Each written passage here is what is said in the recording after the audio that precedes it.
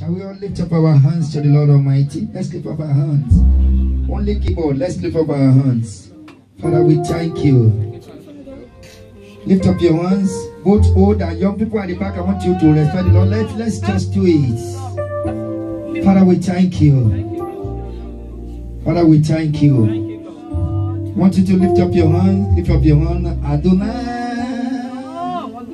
we worship you. We worship you.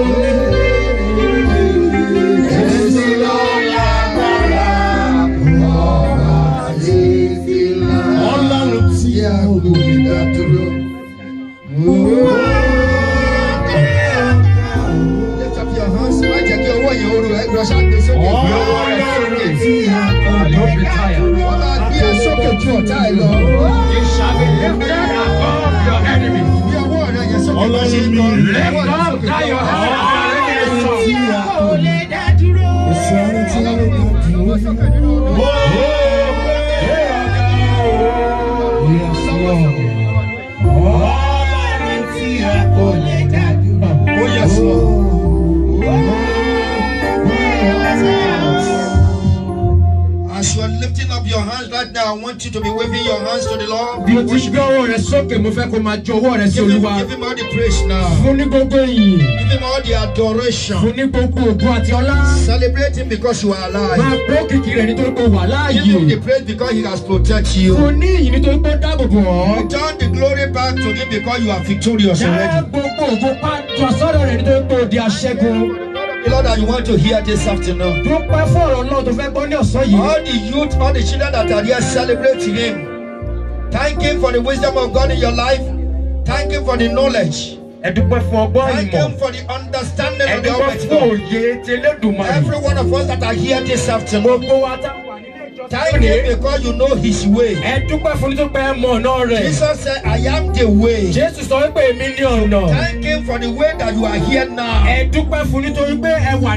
Thank him for the blood that he shed down on the cross of Calvary. Thank him for redeeming your life from destruction.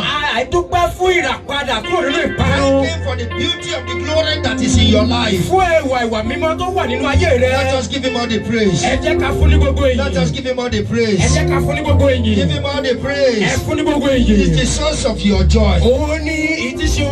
The pillar that holds your soul. The present help in the time of a loss. ìpọ́njú. A shepherd when you are walking through the valley of shadow of death. Olùṣọ́ àgùntàn nígbà tó bá là fún The nípa Lord lójú has ikú. been there from January up to this present Ọlọ́run time. tó ti wà láti January títí He's sí. worthy to be praised. Ó yẹ fún ìyìn. He's worthy to be Ó praised. yẹ fún ọlá. He's worthy to be Ó praised. yẹ fún ògo. He's worthy to be Ó praised. yẹ fún ìyìn. He's worthy to be Ó praised. yẹ fún He's ìṣẹ́lẹ̀sọ. worthy to be Ó praised. yẹ fún ìyìn. Celebration. Ẹ jẹ́ ká gbọ́ kìí rẹ̀. Celebrate Ẹ him. jẹ́ ká gbé lárugẹ. Celebrate Ẹ jẹ́ him. ká gbé lárugẹ. Celebrate Ẹ jẹ́ ká gbé lárugẹ. him. Celebrate Ẹ jẹ́ ká him. gbé lárugẹ. Celebrate Ẹ jẹ́ ká him. gbé lárugẹ. Celebrate Ẹ jẹ́ ká him. gbé lárugẹ. Celebrate Ẹ jẹ́ ká him. gbé lárugẹ. Celebrate Ẹ him. jẹ́ kí a gbé lárugẹ. Celebrate Ẹ jẹ́ kí a him. gbé lárugẹ. Give God the praise. Ẹ fún ní gbogbo yìí. Jesus. Mighty name we have Lórúkọ worship. Jésù Olúwa wa ni a gbàdúrà. Shall we sit down? Ẹ jẹ́ kí a jókòó. Hallelujah. Hallelujah. Hallelujah. Hallelujah. Ọlọ́run bàbá mi, ó ń jọ mí lójú lójoojúmọ́. Ọlọ́run bàbá mi, ó ń jọ mí lójú lójoojúmọ́. Ó ń jọ mí lójú, ó ń jọ mí lójú, ó ń jọ mí lójú lójoojúmọ́.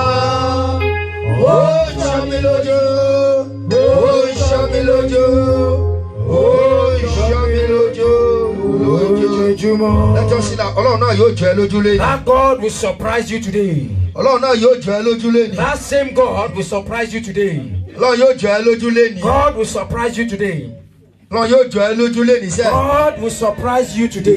Ìwọ̀nba àwọn àṣeyọrí kékeré làwọn èèyàn kà ń kígbe. Ọlọ́run yóò jọ ẹ́ lójú lé ní. Don't just shout for big testimonies, little things you can be thankful of. Ọlọ́run yóò jọ ẹ́ lójú lé. God will surprise you today. Ọlọ́run máa yà á lẹ́nu. God will surprise you today. Ọlọ́run náà ní omijé rẹ̀ dùn. God will wipe away all your tears. Ọlọ́run máa mú ẹ dúró. God will make your feet to be established. Ó ní ṣubú ara. And you will not fall by the wayside. Ó ní ṣubú ẹ̀mí. You will not fall by the wayside Ẹ̀ka physically or igi rẹ̀ spiritually. kò ní yá dànù. All the branches of the tree of life you will not Òdòdó be turned ayé about. rẹ̀ kò ní tòkó máa ẹ The lọ́wọ́. flower of your life will not wither Ẹ̀mí rẹ̀ ò suddenly. ní sọnù lójú. Your soul will not be lost suddenly. Alátìlẹyìn yóò tì ọ́ lẹ́yìn. Your supporter will continue to Ó support padà you. kọrin ọpẹ́. You will come back to sing songs of thanksgiving. Shout Tó bá hallelujah. gbàgbọ́ ṣe hallelujah. Amen. Amen. I bless all the believers that are here this afternoon. Mo súre fún gbogbo àwọn onígbàgbọ́ tó wà níbí lónìí. It is my prayer that the Lord that holds the whole universe will keep you. Àdúrà mi ni pé Ọlọ́run tó di gbogbo àgbáyé mú yóò pa ọ́ mọ́. He will sustain you. Yóò di ọ́ mú. He will protect you. Yóò dáàbò bò ọ́. He will provide for your needs. Yóò pèsè fún gbogbo àìní rẹ. The remaining days of 2019 is so beautiful. Gbogbo ọjọ́ tó kù nínú ọdún yìí ó kún fún ayọ̀ àti It's ògo. full of glory. Ó kún fún ògo. It's full of blessing. Ó kún fún ìbùkún. There's no death for us in it. Kò sí ikú fún wa nínú rẹ̀. There's no sickness for us in Kò it. sí àrùn àìsàn fún wa nínú rẹ̀. Because we are carrier of the fire of the Almighty Nítorí pé God. àwa ń ru iná Ọlọ́run Elédùmarè. We are carrier of the glory of the Almighty Àwa ń God. ru ògo Olódùmarè. So he that is living in us Ẹni tó ń gbé nínú wa. is more than every danger that in November and October and Ó December. tóbi ju gbogbo ewu tó wà nínú oṣù November àti December lọ. Because of this, Nítorí èyí, as you are sitting down bí there, o ti ń jókòó I lórí want ìjókòó rẹ, you to shout a thunderous mo fẹ́ kó pariwo hallelujah tó lágbára. a thunderous loud hallelujah. Hallelujah. Amen. Amen.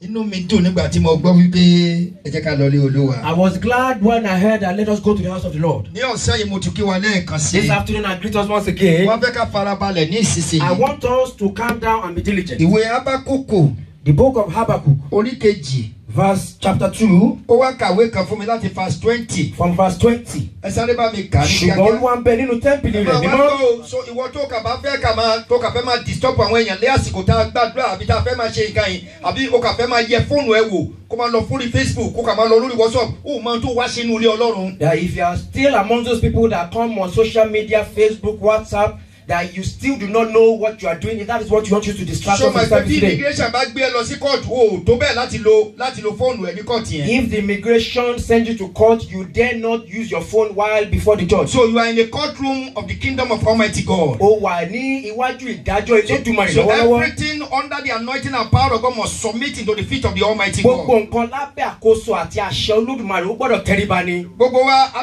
we are fond of that. Tó jẹ́ wípé lásìkò ìwàásù bá bí àdúrà bá a máa lọ máa gba phone call. That we are fond of doing that. That during the time of powerful words of ministration, we go to receive phone calls. Mo ti sọ àkíyèsí wa fún kankan rí. I have called our attention to a number of things. Olúwa ń bẹ lórí ìtẹ́ rẹ̀. That God is upon his throne. Ìránṣẹ́bìnrin yẹn ó ń wojú Ọlọ́run ni. The woman, she was seeking the Lord for the fruit of the womb. 701 ni nọ́mbà tá a fún láti ọ̀run kí áńgẹ́lì yẹn lọ deliver ire fún. That a mark 701 was given unto her that an angel should locate her. Ṣùgbọ́n nígbà tó máa dé ṣọ́ọ̀ṣì. But when she got to church, yín kankan gba ọkàn rẹ̀ kúrò lọ́dọ̀ Ọlọ́run. something occupied her mind before God. Wọ́n dẹ̀ wọ aṣọ 901 fún. And she was given a different garment that was carrying the marks 901. Àwọn ogun tó ń bàjà wọ́n tẹ̀lé wọ́n pààrọ̀ 701 to 901. That the spiritual warfare she was battling changed the number of her destiny from 701 to 901. Samuel Bílẹ̀ wọ ọmọ Ọ̀tẹ́gbọ́lá ọmọ Ọ̀ṣọ́fà sì wà lórílẹ̀-èdè alààyè nígbà yẹn. That our pastor founder, Samuel Bílẹ̀ Ọ̀ṣọ́fà, was still alive. Màlẹ́kà ń ṣàṣì ọwọ́ báyìí. That the angel carried the blessing and was Tó sí seeking. ọmọ tó wá gbé fún nínú ṣọ́ọ̀ṣì. And was carrying the child that was meant for her in the church. Màlẹ́kà ń ṣàárín káàkiri bó ṣe ṣọwọ́ lélẹ̀. The angel was going helter-skelter to and fro. Eégún Mágàjí ìránṣẹ́ Ọlọ́run Olódùmarè jókòó lórí ìkàwọ́ ẹ̀ níbẹ̀ yẹn. That the shepherd, the Almighty, was there. Bàbá Ọ̀ṣọ́fà ni mo sọ̀rọ̀ nípa ẹ̀. Talking about the founder, Ló wò títí bá rí he wípé. was looking A gbé ọmọ wá fún ènìyàn kan. and he spoke that a child was brought for someone. Lẹ́sẹ̀kẹsẹ̀. Immediately, Ó lọ bí tó wà.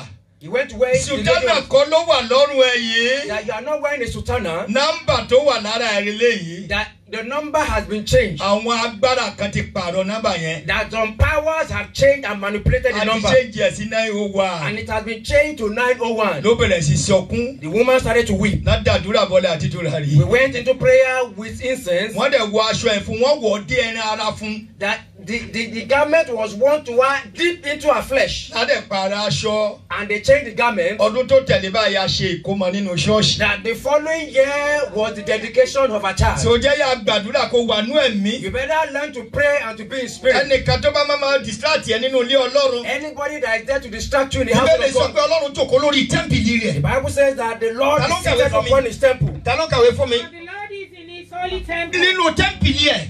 Let all the hot kids Nígbà wẹ̀ làwọn akọrin kan ṣẹ̀ wọ́n kà máa sọ̀rọ̀ lọ. That is when the choristers will start to whisper. Nígbà yẹn ló bá sọ pé jọ fún mi ní ṣingọ́ọ̀mù ẹ̀ kí n má sùn. That's when they'll be asking for chewing gum so that they don't sleep. Àwọn máa jẹ́ níwájú Olódùmarè báyìí. And they'll be chewing it before the Almighty Bí mo God. ti ń sọ èyí lójú wọn bẹ ni pé kí n ṣubú ni èmi kì yóò ṣubú bí kò ṣe kí n dúró títí 120 years sí màá lò láyé. And as I'm speaking, some people will be giving me eyes like I should fall. I will not fall till I spend 120 years. Jẹ́ má dàmá nìyẹn lóhùn o. Give me the chewing gum. Don't answer him. Let me just chew the gum. Kò sí ìbọ̀wọ̀ fún Ọlọ́run mọ́. There is no respect and honor for God anymore. Ní ìgbà tí mo wọ Celestial lánàá yìí. In this couple of days that I enter Celestial Church of Christ, Sábà fún wa ní orí ọ̀fẹ́ láti wọ ilé tẹ́ gbégi ẹ̀ kúrò lọ́nà báyìí. if they give us the privilege to enter the sanctuary, they take the cross off the entrance. Ibi tá a bá ti dúró tá a ti wọlé yẹn báyìí. Where we enter the exit, we will kneel down there Títí wọ́n ṣẹ̀fẹ̀ máa parí gbogbo ohun tá a bá ṣe. until they finish everything that they are doing. Tí a bá ṣẹ̀ wá ń kọrin. When they are now singing, Àwa ṣẹ̀ wá wọlé. we can now fall to our Tá a bá seats. fáwọn èèyàn ní privilege báyìí láti wọlé báyìí. Today, when they give people the privilege, Wọ́n máa gbé orí ní ẹni tó kúlẹ̀ báyìí ni. they will even go over the Wọ́n person gbé that orí given them lẹ́ni the kẹta privilege. báyìí. No single respect. Kò sí ìbọ̀wọ̀ rárá. Ẹni ẹ bóyá aládàá nǹkan tẹ́lẹ̀. The person maybe was upset. Ó wá ní sọ́mọ̀ pé nǹkan tó ṣe ó gọ̀ ṣá. That the person now replied, "Do you know that you've just acted foolishly?" Tá a bá ní ká wò ó in a physical way onítọ̀hún gan gọ̀. That if we are to look at it physically, that person is also stupid. Ọmọ kékeré ò lè gbé ẹsẹ̀ lé ẹ lórí bẹ́ẹ̀ yẹn. That Ó lè gbà á. a child cannot step over you like that. You will not take Ẹja it. máa bára wa sòótọ́ ọ̀rọ̀. Let us tell ourselves the Tó bá truth. ti débi òótọ́ ẹja máa sọ. When it comes to the truth, let us tell the truth. Áńgẹ́lì ikú lè kọjá lọ́nà o. That the angel of Ajá bá death mi sọ kí ni ìjà mi ò mọ̀ tó fi bá mi sọ. can be appointed anytime. Tomorrow gbogbo ìgbé ayé tó wà láyé ẹ di òkú kẹ́ ẹ má jì sáré mọ́. That God can do it if it pleases Him. To make everybody dead, nobody can question Him. Dúró náà mẹ̀ríkẹ́ tó ṣì fẹ́ lò ní ẹsẹ̀ dè fún patí ò rí lò mọ́. That the Medicaid you want to use for next week's party, you will not be able to Ṣé use it. ìṣe tèmi tó gbangba báyìí tó ní fẹ́ lò báyìí ò rí lò mọ́. The chain that is long 36 inches that you want to use, you know. Oh, Marosha. Don't start thinking about that. Oh, Maro. You better start thinking about that. Let us love ourselves. Let us know that there's somebody seated on the temple. Let the whole house of God be in silence. If there are words in you that you want to say, say it after the end of the service. Even if it is provoking you, you just continue to endure. Don't disturb the service or anyone. Don't let the devil swap your garment of glory. Just 1 second. That they can even use the shepherd to change your garment from glory to shame. There is no trick or deceit that the devil cannot use. That is when your friend will tell you that look at your phone, it seems like Jide has texted you. You that you don't fear God. I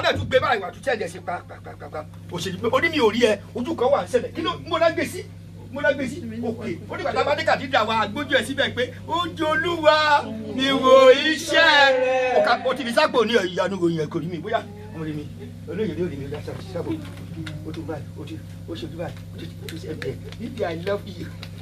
Maleka atu kolele keji. Then I get Mimi Marukawa. Iba sherere. Agani dúró lókè sherere. Ìyẹlele ló ṣe lásìkò ẹ̀. Ibi ló ṣe sí mi. Ó wá rò pé mi ò rí òun. Ẹ fún ní ìpọ́njú ọdún méje sí. That many times we dwell in the flesh, that distractions, you text and you think that because the shepherd does not see, there's an other has seen you. The angel is before you singing a song that if you do good or evil, you receive the worst, and you think you have done good. No, the angel will say no, you have done evil, that you should be tormented for 7 years. Don't deceive yourself. You be replying and saying ja. You be saying that impossible. Let us be obedient. There are many Yoruba people deceive themselves. You say that you cancel it, you nullify it. The devil is looking at the hand that you are clicking. It is very impotent. The Bible says, and it shall be. Semicolon. If you diligently, if you hearken and to observe all his commandments today, right now, let us think and repent. If you think I'm going to preach about prosperity, there's a time for prosperity. Àdúrà tó ká lè gbà Olúwa káyé má fi ọwọ́ ibi sí mi lára ní ti àánú àti ìrànlọ́wọ́ àti ọlá tó bá ti lè sí Ọlọ́run wà á rí. Just ask that the world should not place a hand of evil upon you. If you are asking for honor, riches and wealth, you will get there. Díẹ̀ mo fi ń gbàdúrà ìbùkún. I pray only a few times for blessings. Ọlámídé, Tèmídáyọ̀, Jòjì, Olóyè, Akíṣílẹ̀, Màlọ́lá. Enumerating all his names, he said he will be blessed. God bless you, son. You will also be blessed. Amen.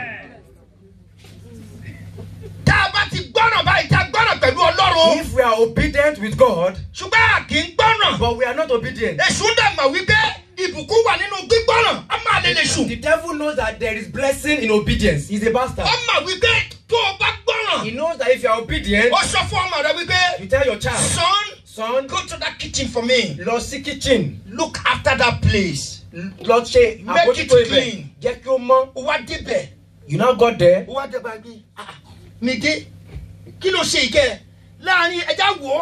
As a biological father, mother, or stepfather, or stepmother, you will not be happy now. What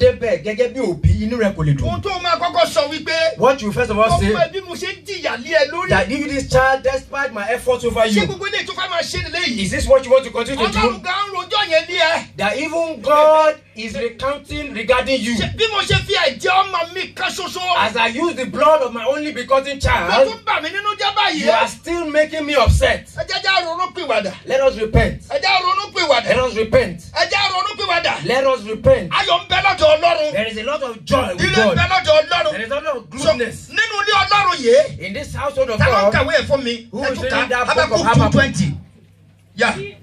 But the Lord is in his holy temple. Let all the heart keep silent before him.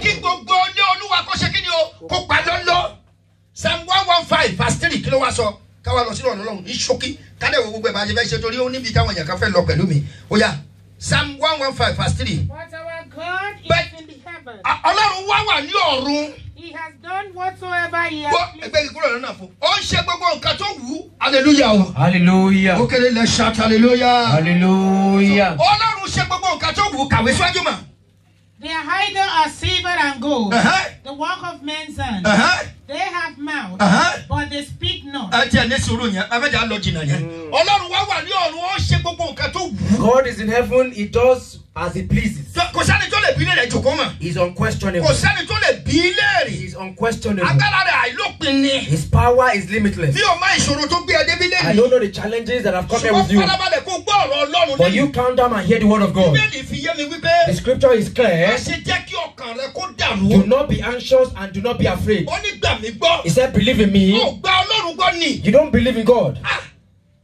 If we are speaking, I've seen someone that told me that you are talking as if the world cannot catch you.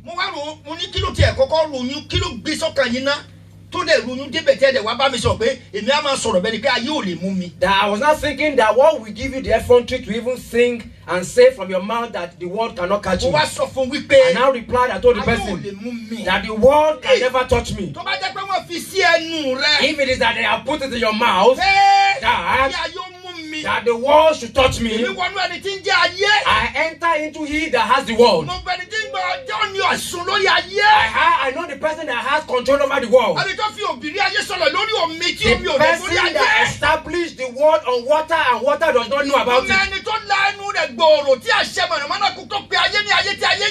I know the person that opens his mouth and spoke with light. Today onwards, let the world submit and hearken to the words of God. I now say it in the name of the Almighty God. Every person that says the word will catch you. Anybody that says the word will catch your children. Anybody that says the word will catch your child. The Lord will bring them down.